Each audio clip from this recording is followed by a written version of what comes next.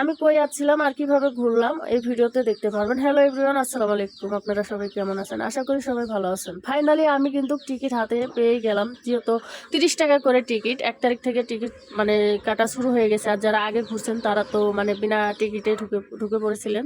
তখন কিন্তু এরকমভাবে সাজানো ছিল না। ফাইনালি এখন কিন্তু সাজানো শেষ হয়েছে এবং টিকিট করে ঢুকতে হবে।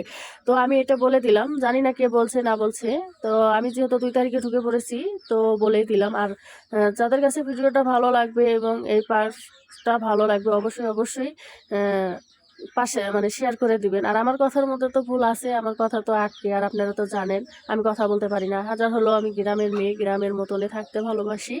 তো রোমার এলাকাটা আসলে গ্রামের মতনে আমি থাকার অনেক অনেক ভালো লাগে আমার কাছে।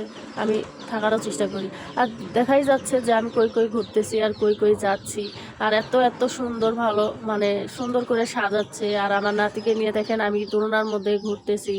তো দেখা যাচ্ছে ছোট বাচ্চাদেরও কিন্তু মানে খেলানোর মতো জিনিস আছে। অবশ্যই আসবেন, মানে দেখাবেন, বাচ্চাদেরকে ছেড়ে দিবেন, খেলতে পারবে। আর যেহেতু আমাকে বাসায় চলে আসতে হবে, আজকে বাজারের দিন, তো আমি ফাইনালি মানে বাসায় চলে আসতেছি। আর বাসায় চলে আসার আগে রিক্সা মানে ভ্যান নাই, ভ্যানের জন্য দাঁড়িয়ে আছি। আর এই জায়গায় অনেকে দাঁড়িয়ে আসছিল, হয়তো বা ক্যামেরার সামনে আসেনি আমার সাথে দেখা করার জন্য। তো ফাইনালি কিন্তু রিক্সা দেখা যাচ্ছে। তো রিক্সা না, ভ্যান দেখা যাচ্ছে। ভ্যানটাকে দাঁড় করালাম এবং ভ্যানে চলে আসতেছি। আর ভিডিওটা এই পর্যন্তই। কার কাছে ভালো লাগে অবশ্যই লাইক কমেন্ট শেয়ার দিয়ে পাশে থাকবেন। পরবর্তীতে অনেক সুন্দর ভিডিও দিব আপনাদের। সবাই পাশে থাকবেন। আল্লাহ হাফেজ।